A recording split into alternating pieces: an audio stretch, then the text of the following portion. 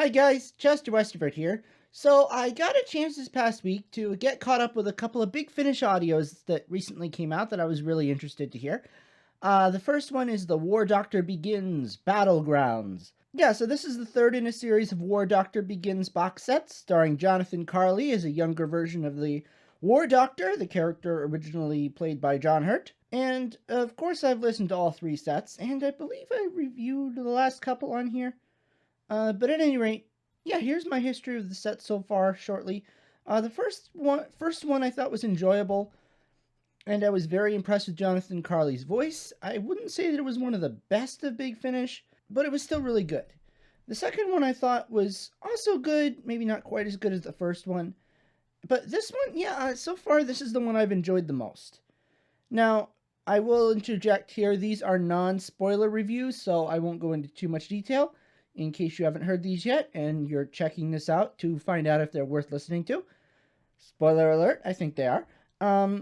Yeah, the first story in this set involves odd goings-on with a lighthouse, as a couple staying at a nearby remote cottage get pulled into the shenanigans through the Doctor and his companion Layla Bridge, who it is noted is played by Emma Campbell-Jones, who also played Cass in Night of the Doctor. Might be important later on. But yeah, without giving any of the plot away, this is the sort of story only Big Finish could do. It's full of bizarre, scary, and slightly surreal imagery at times, which the visual mediums might not have been able to portray as effectively. And there's a mystery going on in this one which honestly I thought I had figured out, but nothing is quite as it seems. Yeah, I really enjoyed this one. It's the setting of a very classic Doctor Who story, and it made a nice change from the usual Time War Dalek fights that these stories often end up being. Not that there's anything wrong with those, it's just nice to have a little variety. The second story in the set is probably the weakest, but that's not necessarily a bad thing, as all the stories are good. In this story, called Temesis, and written by Rossa McPhillips, the Doctor has sabotaged a Thal ship, whose leader is on his way to apparently betray them to the Daleks. This is a bit more of a standard Doctor Who story, but very enjoyable nonetheless. The first part is a bit slow, but by the second half, the action picks up with peril and excitement. And it's also interesting to see where the Thals are in all this. I kind of wondered if they were ever drawn into the war, and, well, yes, they were very much so, as we found out. Inevitably, I guess. And beyond that, yeah, it's a little bit more standard, but still enjoyable, and has a few good twists here and there. The third one in this set is probably my favorite, because while the actual concept is nothing too new, especially for Big Finish, there are certain almost fairy tale-esque fantasy adventure story touches which make it seem somewhat more unique than other episodes of this type. Add to that some well-written, interesting characters, and also a unique ending that is, well, I don't want to say too much, but I'm still trying to decide what and how I should think about it. It's got me thinking, but in a way stories of this type don't usually. It's interesting. Yeah, overall this is a pretty good set. I wouldn't necessarily say it was one of the greatest, but yeah, I really enjoyed it. I liked it. There were some twists and turns I wasn't expecting in each story, really. Yeah, I'd give it a 7 out of 10.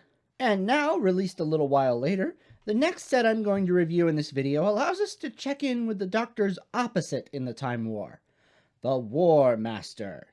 This set features Derek Jacobi's War Master reuniting with David Tennant's 10th Doctor. Yeah, as is often the case with these sets, there are 4 individual stories which serve to act as episodes in one overarching story featuring, this time, the Master being put on trial. It's almost a little bit kind of like the Master's version of Trial of a Time Lord, but not being put on trial by the Time Lords. In the first story, The Forest of Penitence, the Master wakes up in a strange forest with several other people, none of them having any memory of where they are or how they got there. While I wouldn't say this was a particularly standout episode, I did still enjoy this one.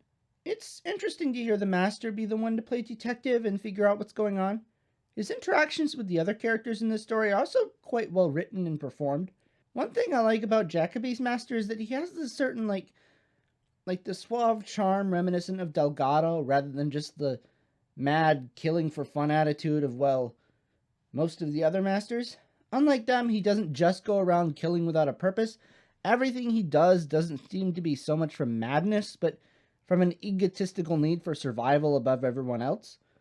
Can't say more without giving anything away, but I will say this is a pretty good character piece and well worth a listen. The second story, The Players, sees the Master pretend to be an emissary from an anti-Dalek confederation, visiting a planet who has something he wants to use or destroy. This one has some pretty good ideas behind it, but I wouldn't say the execution was any more than somewhat average for this series.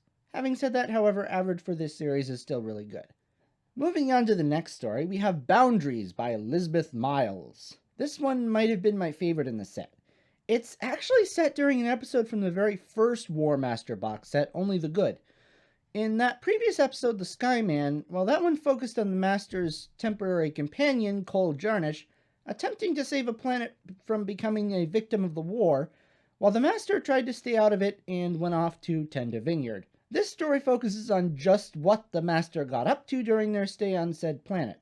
It's a concept I find interesting and fits well within the overall structure of the set.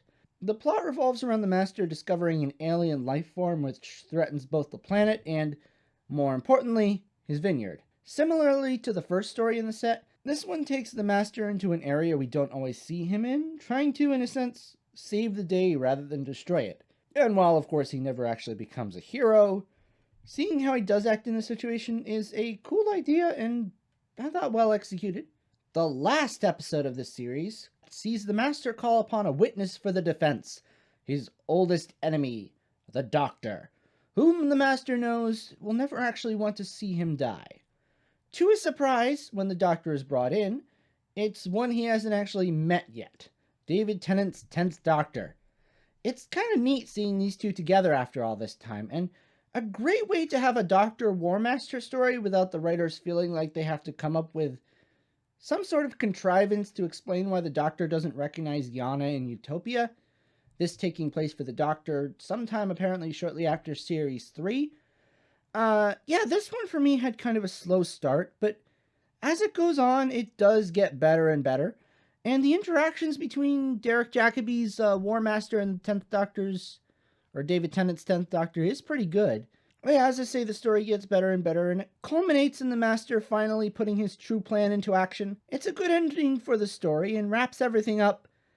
While I wouldn't say it wraps it up nicely, it does at least resolve the story in true War Master fashion. Overall, I'd also give this set a 7 out of 10.